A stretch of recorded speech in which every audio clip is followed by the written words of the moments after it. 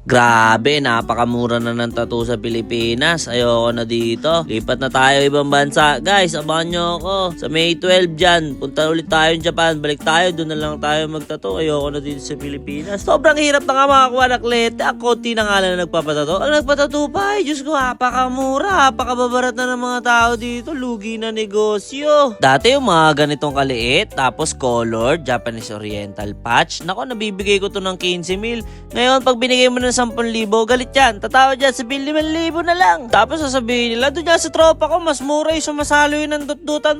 Napakarami pa nagtitrending ngayon. Ay, Diyos ko po, grabe. 3.8 full box ang nakakita nun. Sarap suntokin talaga ng ulo eh. Okay lang naman magbigay ng discount. Okay lang naman maglabas ng promo. Pero wag naman tayong karapalan mga kapatid. Wala naman tayong problema sa 50% discount. Pero wag nyo naman ibigay yung mga 90% discount naman. Grabe naman yun kapatid. Sana binigay nyo na lang ng libre. Tapos kapag sasali tayo ng kompi, kukuha tayo ng model. Sasabihin ng model, tayo pa daw ba ang magbabayad? Karo Diyos ko eh, libre na nga yung tattoo. Entrance na lang ang babayaran mo, tapos maglibre ka na lang ng pagkain kahit pangkape lang kasi yung ibang artist naman dyan nagdodroga.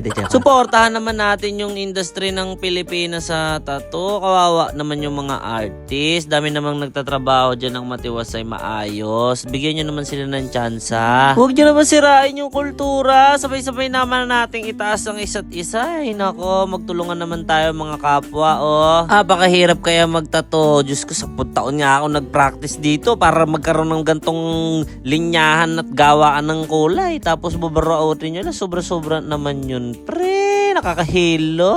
Basta kita-kits tayo. May 12, Japan tayo dyan. Ito nga pala yung gawa ko. At sa mga gusto magpatattoo dyan, message nyo lang ako sa aking Facebook page, Tatang Powder Tattoo. At kung okay lang follow nyo na rin.